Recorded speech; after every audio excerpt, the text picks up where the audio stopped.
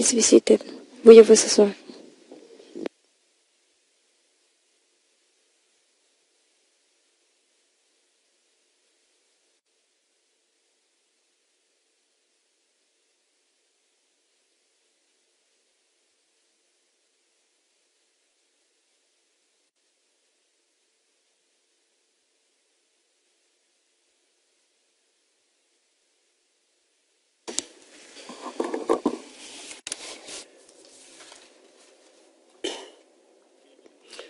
Le président, bonjour à tous.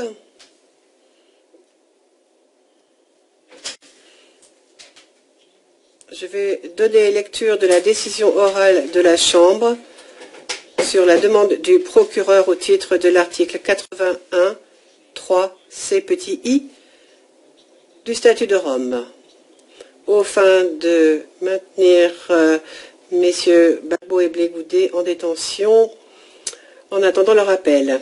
D'après cette disposition, le fait d'ordonner le maintien en détention d'un acquitté ne peut se faire que lorsque il y a des circonstances exceptionnelles concernant au moins les facteurs suivants. Un risque concret d'évasion, la gravité de l'infraction reprochée, et les chances que l'appel ait d'aboutir. L'article 21 du statut prévoit que la Cour doit interpréter et appliquer son droit applicable, et je cite, selon les droits humains reconnus internationalement. Fin de citation. D'après ces normes, la détention est une mesure qui est et qui doit rester exceptionnelle. Surtout, au vu du droit qu'a un accusé à la présomption d'innocence. Et la décision d'aujourd'hui est une application de cette présomption, et il conviendrait donc qu'il existe des raisons exceptionnelles pour que M. Gbagbo et M. Blé Goudé soient maintenus en détention. Ayant reçu les écritures de l'accusation, écriture numéro 1, 2, 3, 5, au dossier, ayant entendu les arguments des parties et des participants, la Chambre, à la majorité, Madame le juge Herrera Carbuccia, ayant une opinion dissidente, décide ce qui suit. Concernant la gravité des charges, certes, les charges sont graves en tant que telles, mais ceci n'est pas une circonstance extraordinaire qui justifierait la détention de personnes ayant été acquittées. En fait, lorsque l'on se retrouve devant cette cour et qu'on est accusé devant cette cour, on doit répondre de charges sérieuses et graves. Il ne sert à rien de créer une hiérarchie de la gravité des crimes au titre du statut. Il convient plutôt d'évaluer chaque affaire sur son propre fond. Et en l'espèce, messieurs Gbagbo et Blé Goudé ont été accusés de crimes contre l'humanité commis à la suite des élections présidentielles de 2010. Il convient de noter ici que la majorité a conclu qu'il n'y avait pas assez d'éléments de preuve pour conclure que des crimes contre l'humanité qui pouvaient être attribués aux accusés avaient été commis en Côte d'Ivoire. Les parties et participants n'ont fait allusion à aucun autre facteur qui pourrait indiquer que les charges en l'espèce étaient exceptionnellement graves. Au sens, bien sûr, de l'article 81 qui nous intéresse. Maintenant, parlons du risque d'évasion.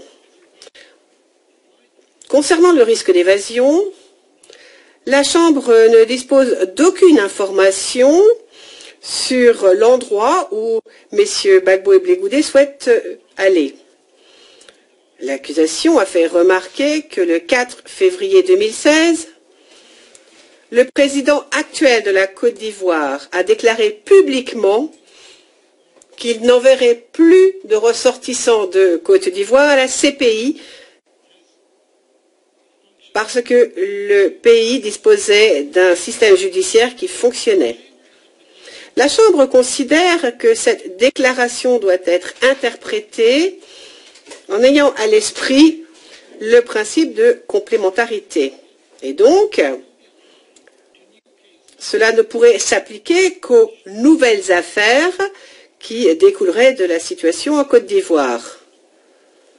Il serait totalement contradictoire de dire que la Côte d'Ivoire, d'un côté, a un système judiciaire qui fonctionne, que la Côte d'Ivoire respecte l'état de droit, mais que d'un autre côté, la Côte d'Ivoire refuse de respecter une demande de la CPI. La Chambre sait bien ce qui se passe à propos de l'affaire engagée contre Madame Simone Gbagbo. Cela dit, étant donné que cette affaire est subjudiciée devant une autre chambre de cette Cour, nous nous abstiendrons de tout commentaire. Il convient d'évaluer le risque de fuite par rapport à chaque individu et à leurs circonstances. Le fait qu'un État partie ait ou n'ait pas rempli n'est pas satisfait à une demande de remise ne signifie pas nécessairement que la personne en question ne comparaîtra pas volontairement ou de leur propre gré si la Cour les enjoint de le faire. Il est vrai, certes,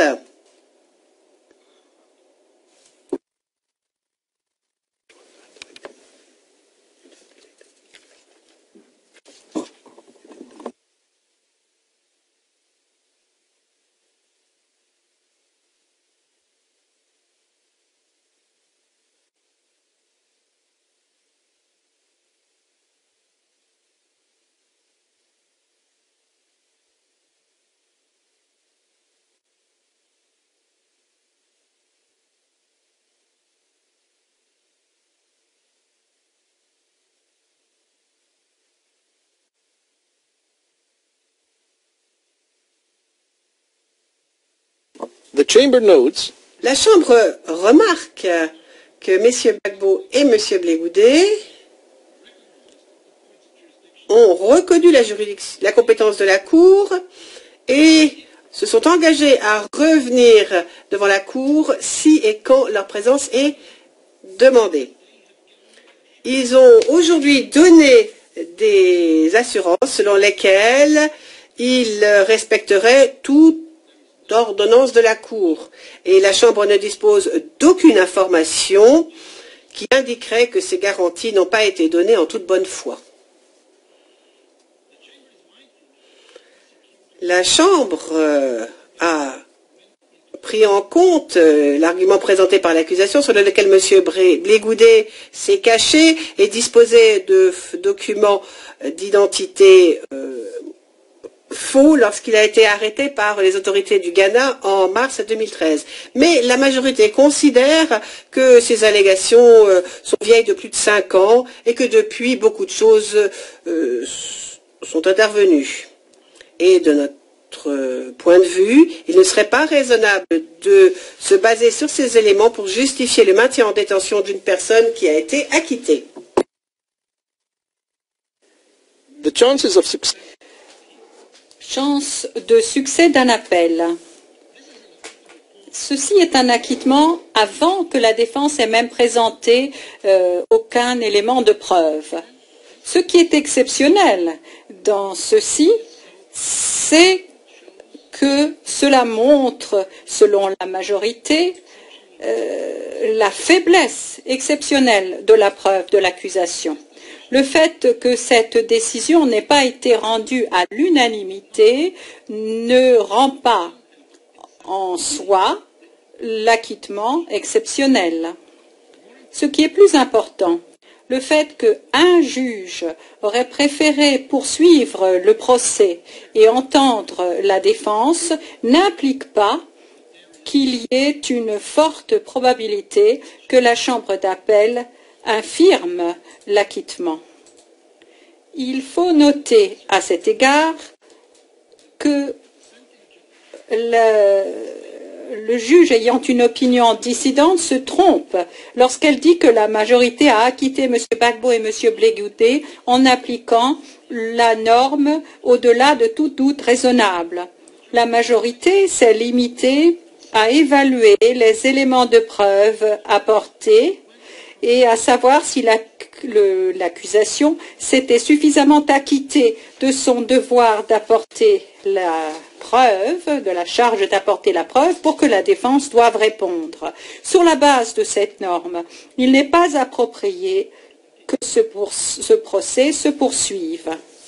Nous rejetons également vigoureusement la suggestion faite au paragraphe 47 de l'opinion dissidente de la juge Herrera que la majorité avait le devoir d'examiner la pertinence, la valeur probante et le préjudice potentiel de chaque élément de preuve aux fins de cette décision.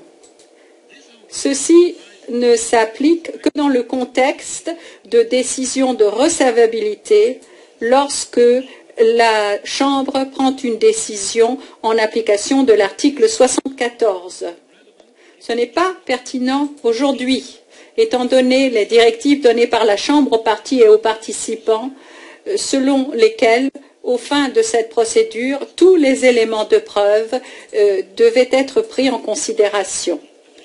La majorité estime que la juge Herrera Carbucha s'est livrée à un examen superficiel, prima facie, des éléments apportés et qu'elle estime que, après cet examen superficiel, que celle-ci laisse la possibilité ouverte qu'une chambre de première instance raisonnable prononce une condamnation. Il ne s'ensuit cependant pas que considérer les preuves comme suffisantes à ce stade débouche nécessairement sur une condamnation. Il convient de noter que la norme adoptée par le juge Herrera Carbucha laisse ouverte la possibilité d'aller au-delà d'une évaluation simplement superficielle.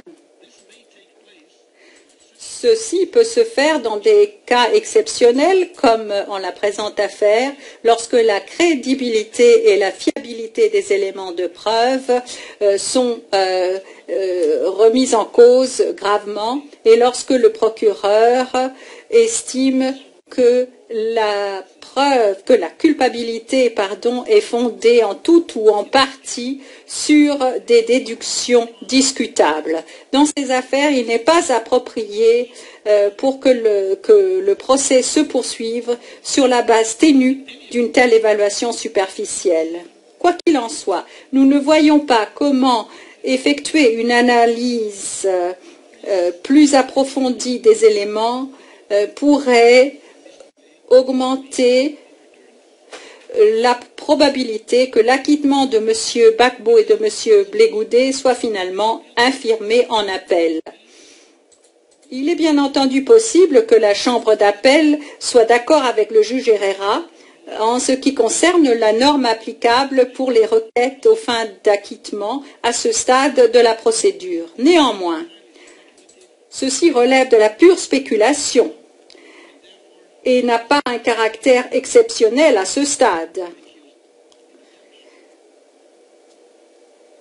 Ceci ne saurait en aucun cas servir de base pour maintenir l'accusé en détention. Autres indicateurs de circonstances exceptionnelles. La Chambre n'a pas été en mesure d'identifier un quelconque autre facteur qui pourrait, d'une autre manière, indiquer l'existence de circonstances exceptionnelles.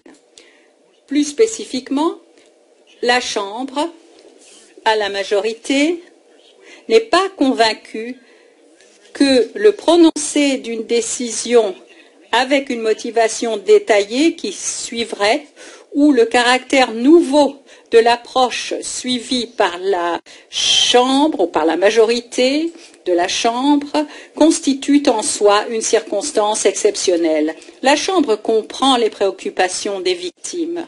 En même temps, ceci n'influence pas la décision de la Chambre qui est limitée par les normes visées au statut de Rome. Requête en suspension pour la décision présente.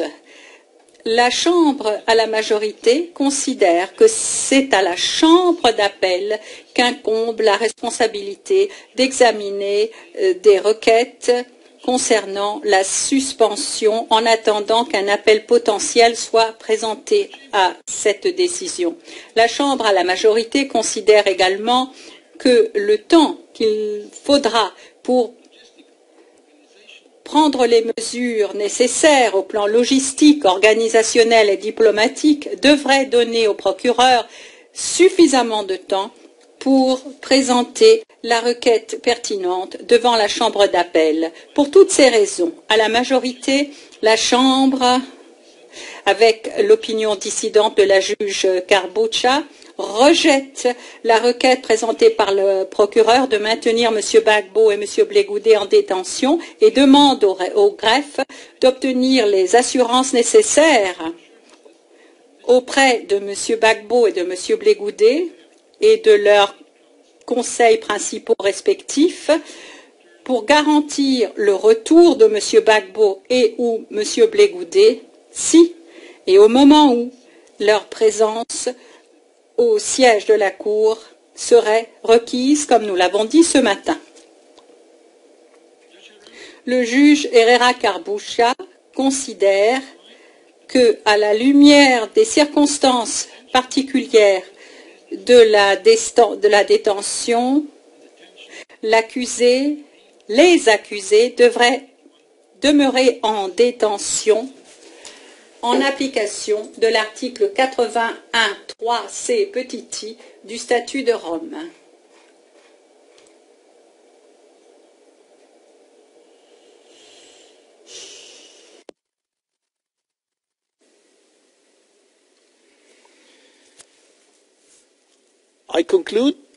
Je conclus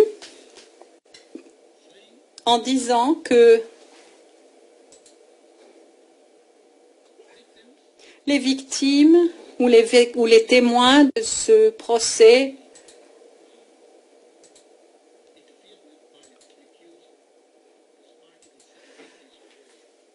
ne doivent pas faire l'objet d'interférences de la part de l'accusé. En effet, l'article 70 continue de s'appliquer.